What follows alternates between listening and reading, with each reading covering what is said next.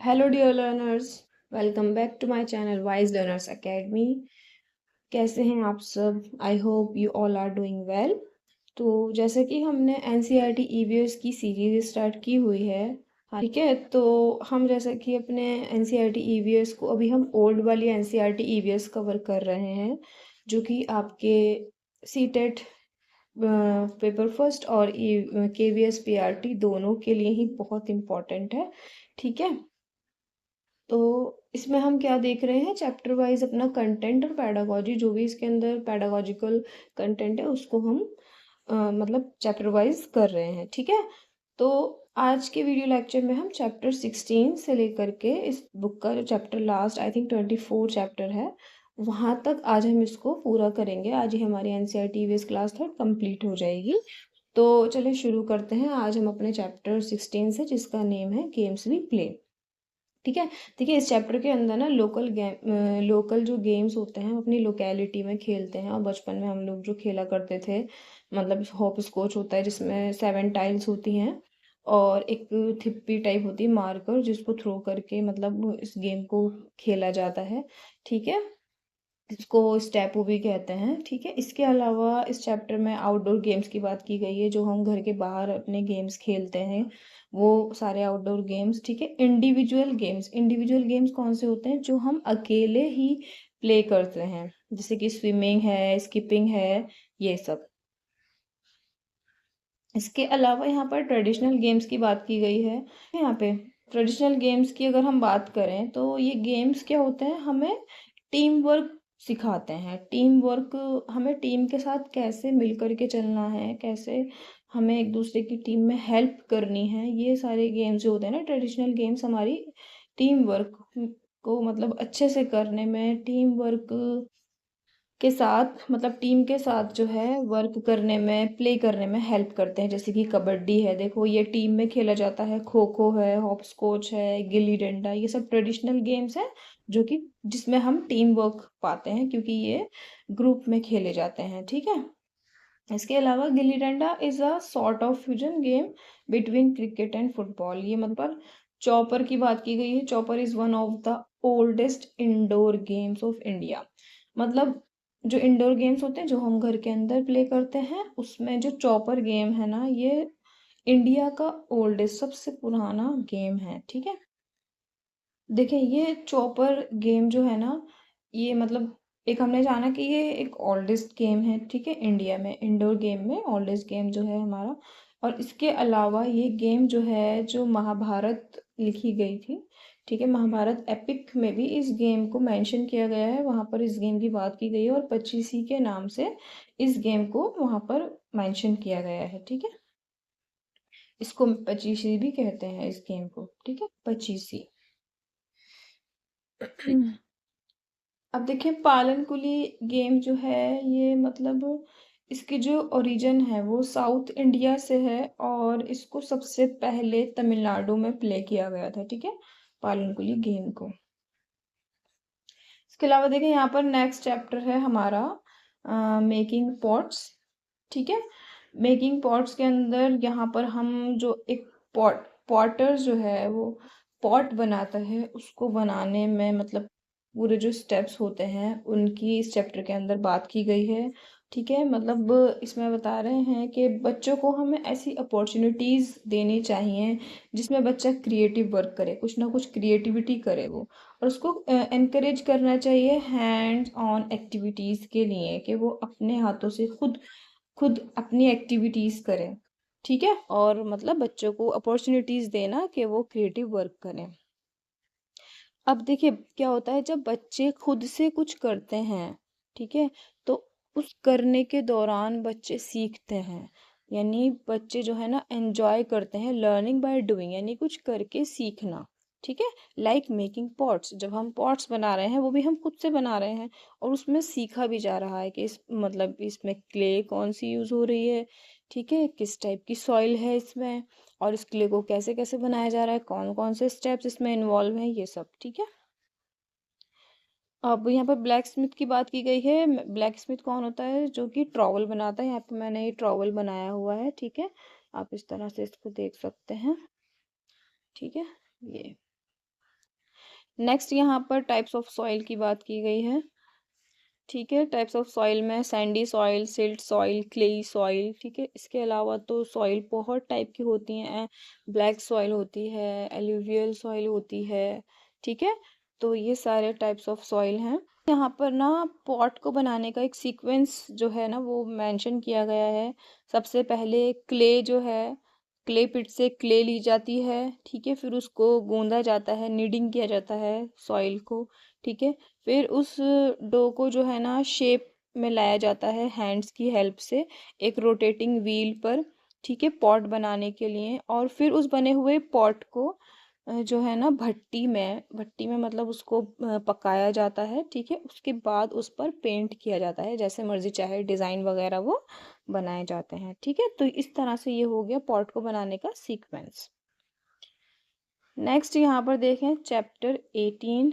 Chapter 18 a house like this. इस chapter के अंदर जो है ना the two show the diversity in houses. Houses कितने टाइप के होते हैं, हमारे इंडिया में भी जितने स्टेट्स हैं वहाँ पर उतने ही अलग अलग टाइप के हाउसेस पाए जाते हैं।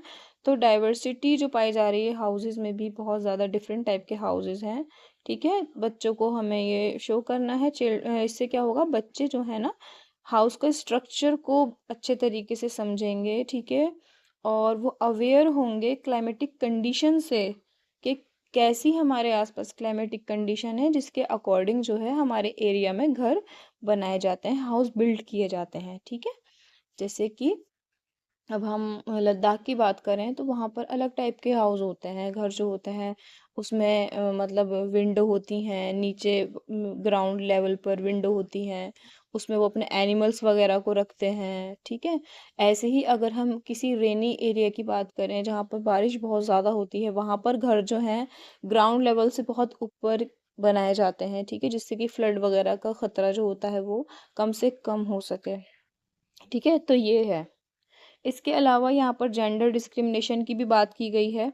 ठीक है, इसको हमें डिस्कस करना है क्लास में, such as use of technology, technology का यूज़ करके। ठीक है, मतलब प्रोफेशंस जो हैं मेल और फीमेल्स का जो कॉन्सेप्ट है, हमें बच्चों को वो समझाना है कि कैसे इनके बीच में एक जेंडर डिस्क्रिमिनेशन होता है। ठीक है, उस चीज़ को बच्चों के साथ हमें क्लास में डिस्कस करना है, ये टीचर्स के लिए हैं। इसके अलावा Bhupen's group from the camp, Bhupen की बात की गई है यहाँ पर। भूपेन अपने आप को इंट्रोड्यूस कर रहा है, I have come from मॉलन village. मॉलन village से ये आया है। ठीक है, जो कि असम में है मॉलन विलेज। ठीक है, वहाँ पर जो है ना रेन बहुत ज़्यादा होती है। तो अभी मैं आपको ये बात बता भी रही थी कि रेनी एरियाज़ में मतलब हाउस किस तरह से बनाए जाते हैं। तो वो बता रहा है कि house is made almost 10 to 12 feet above the ground, यानी ग्राउंड लेवल से 10 to 12 फीट ऊपर की साइड बनाए जाते हैं असम में घर, क्योंकि वो बहुत ज़्यादा वहाँ पर रेन बहुत ज़्यादा होती है। ठीक है, विद स्ट्रॉन्ग बैम्बू पिलर्स। अब उनको मतलब इतना ग्राउंड लेवल से इतना ऊपर उठाने के लिए किसका यूज़ करते हैं, बैम्बू पिलर्स का यूज़ करते हैं। And also made of wood from inside, और उसके अंदर जो है वुड का यूज़ किया जाता है अंदर की तरफ हाउस में। ठीक है,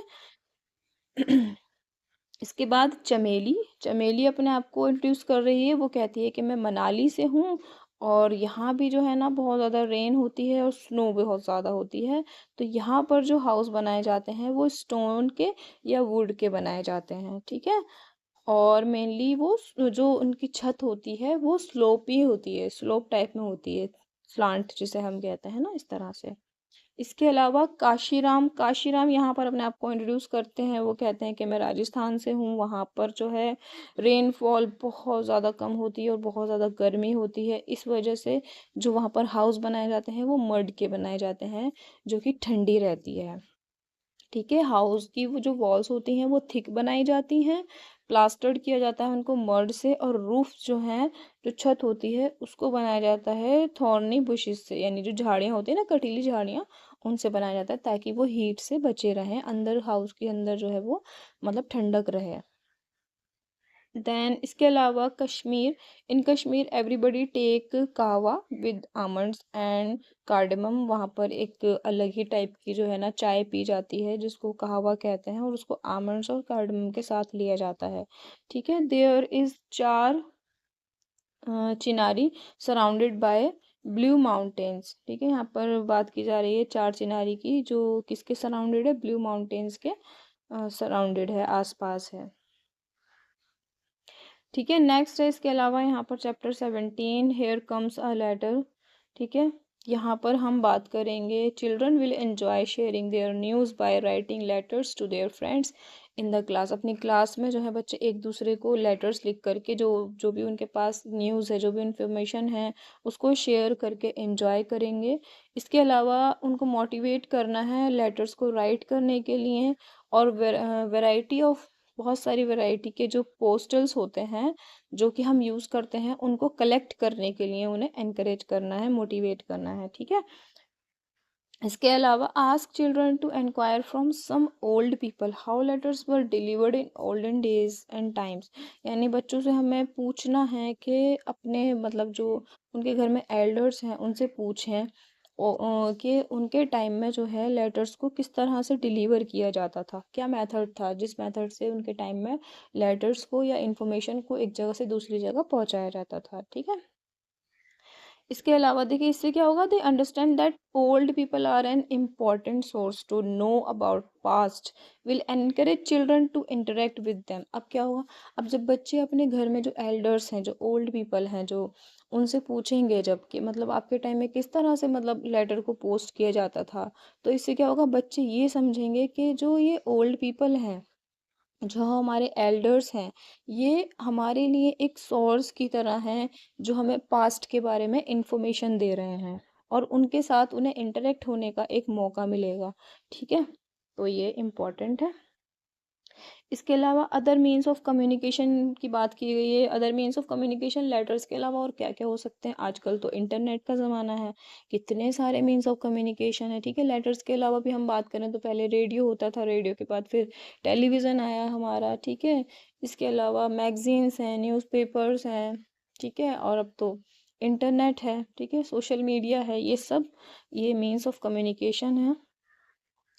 इसके अलावा journey of a letter, letter की जर्नी के बारे में इस चैप्टर के अंदर डिस्कस किया गया है। ठीक है, format of a writing a letter, of writing a letter, letter को लिखने में क्या फॉर्मेट होता है उसकी बात की जा रही है। सबसे पहले सेंडर का एड्रेस। ठीक है, उसके अलावा डेट, कंटेंट जो भी है हमारा बॉडी, मतलब जो भी हम जिस भी बारे में लेटर लिख रहे हैं वो।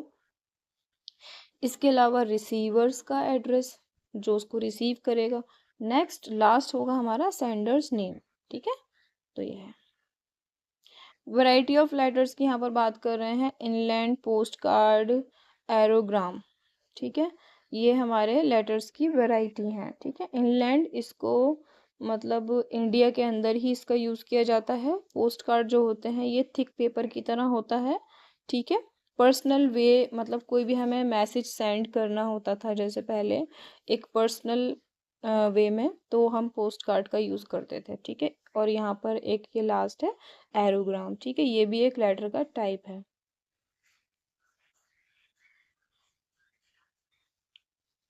नेक्स्ट है यहाँ पर अवर फ्रेंड्स एनिमल्स, एनिमल्स के बारे में बात कर रहे हैं इस चैप्टर में। We keep animals as pets and look after them, यानी हमें पेट्स, एनिमल्स को हम पेट्स की तरह घर पर रखते रखते हैं। ठीक है, और उनको जो है हमें ख्याल रखना चाहिए, उनका हम ख्याल रखते हैं। An understanding of this relationship will help children develop an understanding of interdependence। अब क्या होगा, जब हम एनिमल्स को एज अ पेट अपने घर में रख रहे हैं, उनका ख्याल रख रहे हैं, तो इससे बच्चे क्या समझेंगे, अपने और उनके बीच का रिलेशनशिप समझेंगे कि एनिमल्स और हम एक दूसरे पर इंटरडिपेंडेंट हैं, एक दूसरे पर हम डिपेंड हैं। ठीक है, इस चीज़ को वो समझेंगे कि लिविंग बीइंग्स और इस एनवायरनमेंट के अंदर हम सभी जो है एक दूसरे पर डिपेंड करते हैं, है ना, इंटरकनेक्टेड हैं, एक दूसरे से इंटरडिपेंड हैं एक दूसरे पर, चाहे एनिमल्स हो, चाहे प्लांट्स हो, चाहे ह्यूमन बीइंग्स हो, हम सभी। ठीक है, नेक्स्ट यहाँ पर हु ईट्स व्हाट, कौन क्या खाता है, जैसे कि गोट जो है चपाती खाती है, फ्रूट्स खाती है, वेजिटेबल्स खाती है, ग्रास खाती है। ठीक है, कौन किसको खाता है, यहाँ पर हम एक फूड चेन का भी कॉन्सेप्ट समझ सकते हैं। जैसे कि गॉट क्या खाएगी, ग्रास को खाएगी, फिर गॉट को कौन खाएगा, ठीक है, लायन खाएगा। इस तरह से पूरा ये हमारा फूड चेन बनता है। ठीक है। It can be discussed with the children that touching animals means petting them, loving and not teasing them। यानी बच्चों के साथ हमें ये डिस्कस करना है, टीचर्स के लिए है, बच्चों के साथ हमें डिस्कस करना है कि बच्चे बच्चे जो हैं एनिमल्स को टच करते हैं, इसका मतलब ये है कि वो एनिमल्स को प्यार कर रहे हैं। ये नहीं है कि हमें उनको सताना है, किसी भी तरीके से टीज करना है। ठीक है। बैलेंस इन नेचर और इकोलॉजिकल बैलेंस मीन्स, इसका क्या मतलब होता है, बैलेंस इन नेचर एंड या फिर हम कह सकते हैं इकोलॉजिकल बैलेंस। इसका मतलब होता है interaction between biotic and abiotic components. देखिए, अब मैं बायोटिक और अबायोटिक कंपोनेंट्स आपको यहाँ थोड़ा सा एक्सप्लेन कर देती हूँ। बायोटिक कंपोनेंट ह्यूमन बीइंग्स हैं, जितनी भी लिविंग थिंग्स हैं, ठीक है, वो सब बायोटिक में आती हैं, और जो जितने भी नॉन लिविंग्स हैं वो हमारे अबायोटिक कंपोनेंट्स के अंदर आते हैं। ठीक है। ये क्या है, इनके बीच में एक इक्विलिब्रियम है, एक बैलेंस होना चाहिए, मतलब इनके बीच का इंटरेक्शन जो है, ठीक है। Both components are interdepend on each other, यानी दोनों ही कंपोनेंट्स, बायोटिक अबायोटिक कंपोनेंट्स, दोनों ही एक दूसरे पर इंटरडिपेंडेंट हैं, और यही एक बैलेंस है। ठीक है। इसमें से कोई भी मतलब अगर कम हो जाएगा तो वो क्या होगा, इक्विलिब्रियम में नहीं रहेगा, वो बैलेंस नहीं रहेगा, यानी हमारे नेचर में बैलेंस नहीं रहेगा। मान लीजिए हम मतलब इस अर्थ पर ह्यूमन बीइंग्स ही दिखें, सिर्फ प्लांट्स नहीं हो, तो क्या हम इसको नेचर में बैलेंस कहेंगे, क्या हम इसको इकोलॉजिकल बैलेंस कहेंगे, नहीं कहेंगे। ठीक है। तो बायोटिक और बायोटिक कंपोनेंट्स जो है वो इक्विलिब्रियम में होने चाहिए, बैलेंस में होने चाहिए, क्योंकि एक दूसरे पर इंटरडिपेंडेंट हैं। इनके बीच हम सबके बीच में एक इंटरेक्शन होता है। ठीक है। इसके अलावा यहाँ पे द क्वींस गार्डन की बात की गई है, गार्डनर स्टोरी बताई जा रही है यहाँ पर एक। ठीक है। इसको आप चाहे तो पढ़ भी सकते हैं। ठीक है। स्क्रीनशॉट ले करके आप इसको रीड कर लीजिएगा।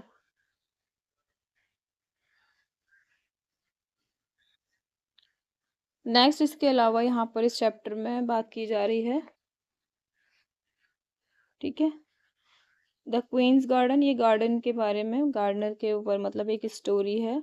ठीक है, गार्डनर की और क्वीन की।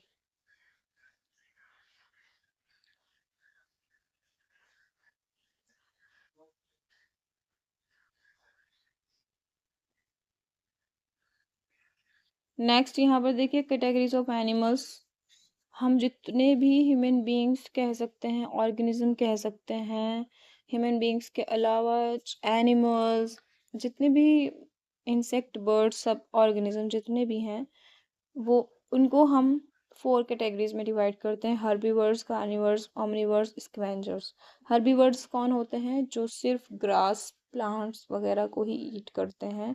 ठीक है। कार्निवर्स जो सिर्फ फ्लैश यानी कि दूसरे एनिमल्स का मीट जो है ईट करते हैं। ओमनिवर्स जो होते हैं वो बोथ होते हैं, यानी वेजिटेरियन और नॉन वेजिटेरियन भी उन्हें हम बोल सकते हैं।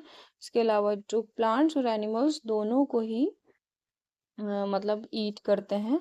इसके अलावा स्कैवेंजर्स वो होते हैं जो डेड एनिमल्स को ईट करते हैं, उनका खाना जो होते हैं वो डेड एनिमल्स होते हैं। ठीक है, जैसे कि हमारा वल्चर। ठीक है। नेक्स्ट है यहाँ पर drop by drop, chapter 20। If children share their experience of local methods of collecting water, then they can link the information given in book to their real life. यानी यहाँ पर मतलब वाटर को कलेक्ट करने के जो लोकली मेथड्स होते हैं, बच्चे किस तरह से पानी को कलेक्ट करते हैं, ठीक है, ये जो है बच्चों के साथ मतलब ये एक दूसरे से इंफॉर्मेशन जो है, एक्सपीरियंस जो है वो शेयर करेंगे। ठीक है। इससे क्या होगा, वो अपने रियल लाइफ से कनेक्ट हो पाएंगे। ठीक है। अपने एक्सपीरियंस को जब एक दूसरे से शेयर करेंगे तो इससे क्या होगा, वो अपने रियल लाइफ से कनेक्ट कर पाएंगे उस चीज़ को। ठीक है। नेक्स्ट है यहाँ पर देखें,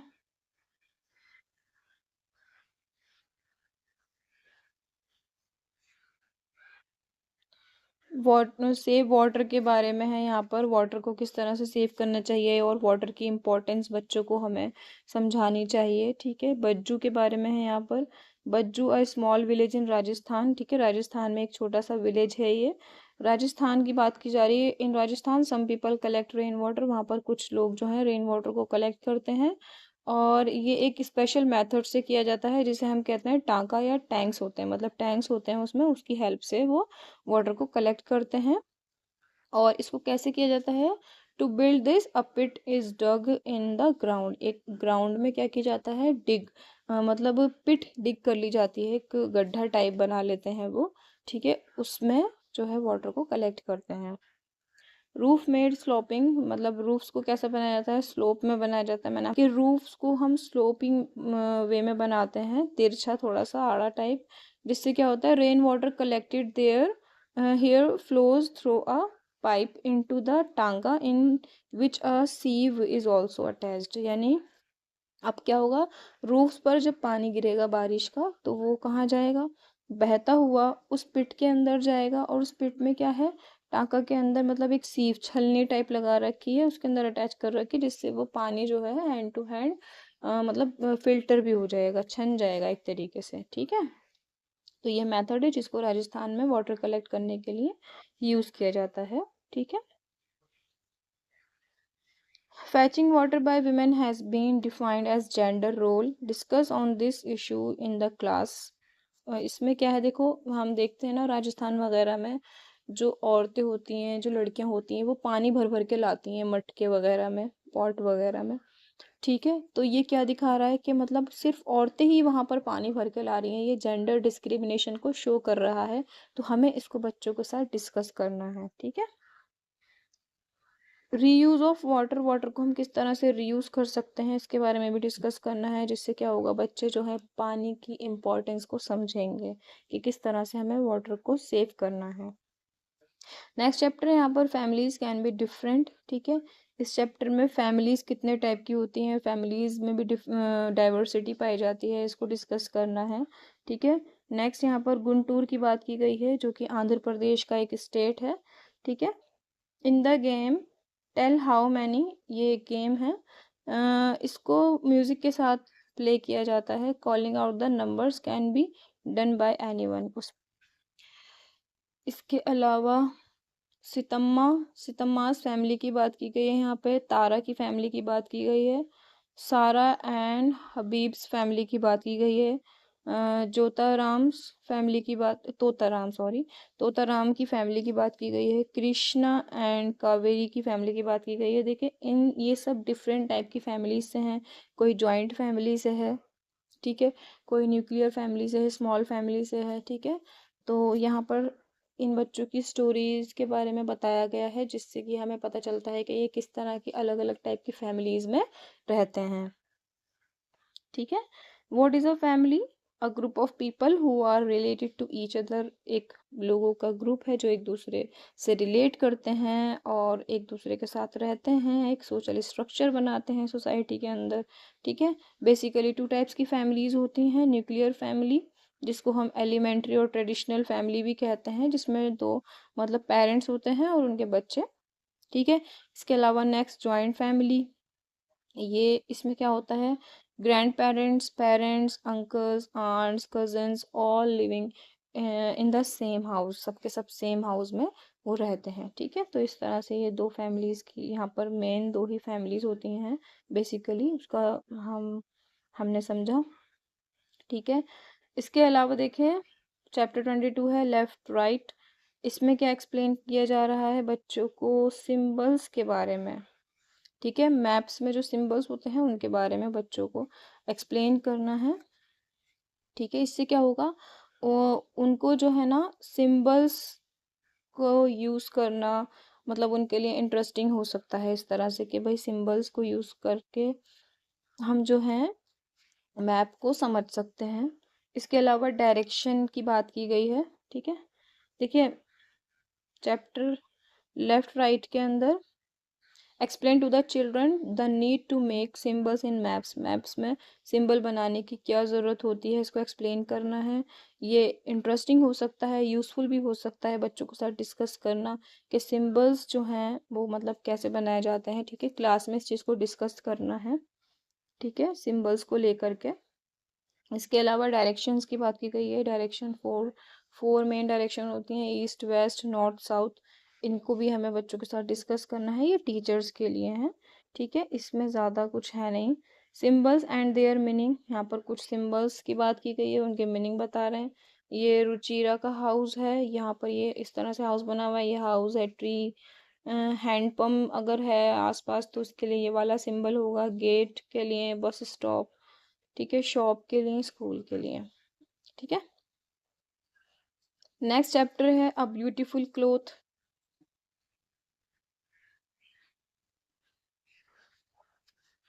यहाँ पर बच्चों को getting the children to weave paper and print on cloth, यानी होता है हमने भी ये एक्टिविटी की है कभी ना कभी।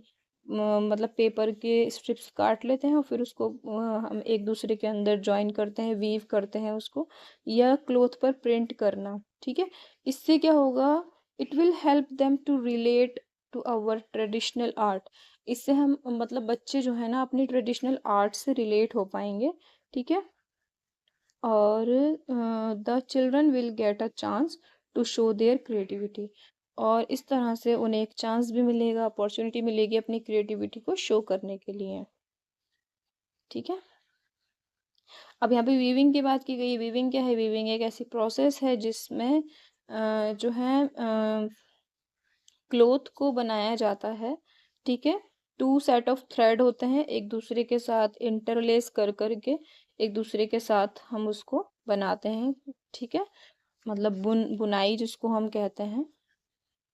अ दुपट्टा और a long piece of unstitched cloth, in how many ways could you wear it, यानी यहाँ पर बता रहे हैं कि एक दुपट्टा है या कोई क्लोथ है अनस्टिच है, उसको कितने अलग अलग टाइप से, कितने अलग अलग तरीके से आप उसे वियर कर सकते हैं, यहाँ पर एक क्वेश्चन किया जा रहा है, ठीक है। नेक्स्ट है यहाँ पर chapter 24, web of life. The web of life include living and non living things, we depend on both of our survival, यानी वेब ऑफ लाइफ क्या शो कर रहा है, इसमें इंक्लूड होते हैं हमारे लिविंग और नॉन लिविंग दोनों ही, जो दिखाता है कि मतलब हम जो है एक दूसरे पर डिपेंड है अपनी लाइफ को सरवाइव करने के लिए। हम दोनों पर ही डिपेंड करते हैं, लिविंग थिंग्स पर भी और नॉन लिविंग थिंग्स पर भी। Living and non living things, natural things and man made things की बात की गई है। नेचुरल और मैन मेड थिंग्स, इन पर भी हम पूरी तरह से डिपेंड हैं, बोथ, ठीक है, दोनों पर ही। Food chain shows different organism are related to each other for their food. Food chain क्या शो करती है कि जो डिफरेंट ऑर्गेनिज्म हैं वो एक दूसरे पर अपने फूड के लिए डिपेंड करते हैं, ठीक है। अब क्या होता है फूड चेन में, जब देखें एक प्लांट को, देखिए प्लांट ने अपने लिए फूड कहाँ से प्रिपेयर किया, सन से, सनलाइट लेकर के, है ना। एयर, और एयर से कार्बन डाइऑक्साइड लेकर के, वाटर, मिनरल्स, इन सब से अपना फूड प्रिपेयर किया। अब क्या होगा, गोट ने उसको ईट किया, प्लांट को, जो प्लांट को एनर्जी मिली थी सन से, अब वो किसके पास जाएगी, गोट के पास जाएगी।